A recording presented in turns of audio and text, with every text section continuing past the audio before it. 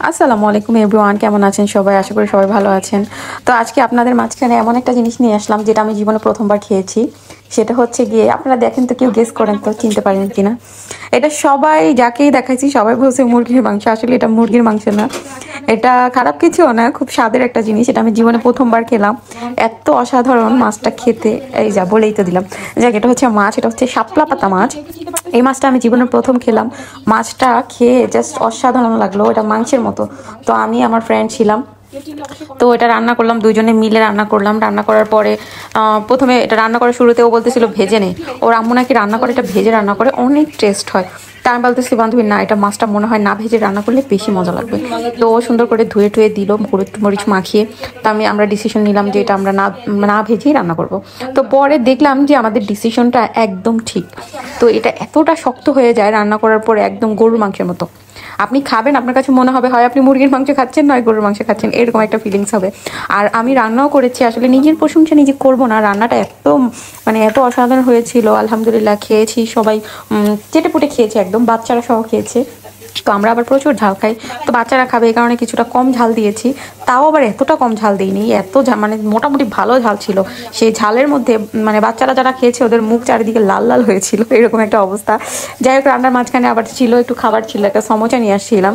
তো ওটা বান্ধবীকে বললাম একটা জিনিস আছে চল খাই। বান্ধবী আবার বললো কি রে, এটার ভিতর থেকে আলাদিনের চেরাক বেরোবে নাকি। আসলে ভিডিওর রিয়েল ভয়েসগুলো আরও বেশি সুন্দর ছিল, ভাবছিলাম একবার ওটাই দিয়ে দিব। পরে আবার ভাবলাম না, একটু সবার বোঝার সুবিধার্থে জাস্ট একটু ভয়েস অ্যাড করেই ফেলি। তো এই যে রান্নাবান্নার প্রসেসিং চলতেছিল, জাস্ট গরুর মাংস আপনারা যেভাবে রান্না করেন সেভাবেই রান্না করবেন, কিন্তু আমি জাস্ট মশলাটা একটু কম দিবেন। যেমন কি মশলা ধরেন, জিরা, 2-3টা এলাচ, আর টুকরো হচ্ছে গিয়ে দারচিনি, এগুলো সব একসাথে পেস্ট করে নিয়েছি। তারপরে বাকিটা হচ্ছে যেভাবে তরকারি রান্না করেন ওইভাবে চালাবেন, আর হচ্ছে গিয়ে ওইভাবে প্রসেসটা করবেন। আর কষাতে হবে বেশি, এটা থেকে এটা যখন আপনি চুলায় বসাবেন প্রচুর পরিমাণে পানি বেরোয়, পানি বেরোলে এটাকে সুন্দর মতো কষাইতে হবে। তো আমাদের আরেকটা ফ্রেন্ড ছিল, ওই ফ্রেন্ডকে আমরা আবার ভিডিও কল দিয়েছি, ভিডিও কল দিয়ে দেখাইলাম যে দেখ আমরা তোকে রাইখা খাই ফেলতেছি, পারলে বল এটা কি। তো ও বলতেছিল মুরগির মাংস, ও ডাইরেক্ট বলতেছে মুরগির মাংস। আমরা যে বলতেছি না এটা মুরগির মাংস না, অন্য কিছু, তুই গেস কর। ও বলতেছিল না, পরে আমাদের মনে হতেছিল আমরাই কি বলত না, ও ঠিক বলতেছে। পরে যখন বললাম তখন বুঝছে ও আচ্ছা, আসলে ও এটা খায় নাই। তো ভাবছিলাম একবার ওর জন্য পাঠাই দিব, অনেক রাত হয়েছে এই কারণে আর যাওয়া হয় নাই।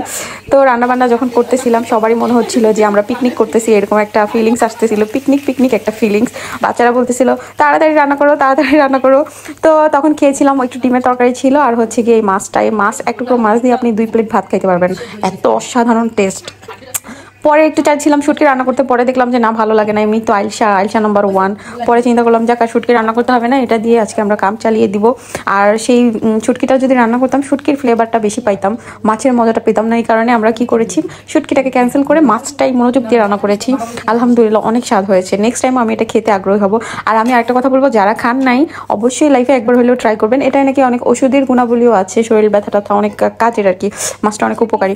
যাই হোক, এই যে খাওয়া দাওয়া করতেছি বাচ্চা কাচ্চা আন্ডা নিয়ে, তো সবাই ভালো থাকবেন, আমাদের জন্য দোয়া করবেন। আর হচ্ছে যাদের ভিডিও ভালো লাগবে অবশ্যই পেজটাকে একটু লাইক ফলো দিয়ে দিবেন। আল্লাহ হাফিজ, টেক কেয়ার এভরিওয়ান।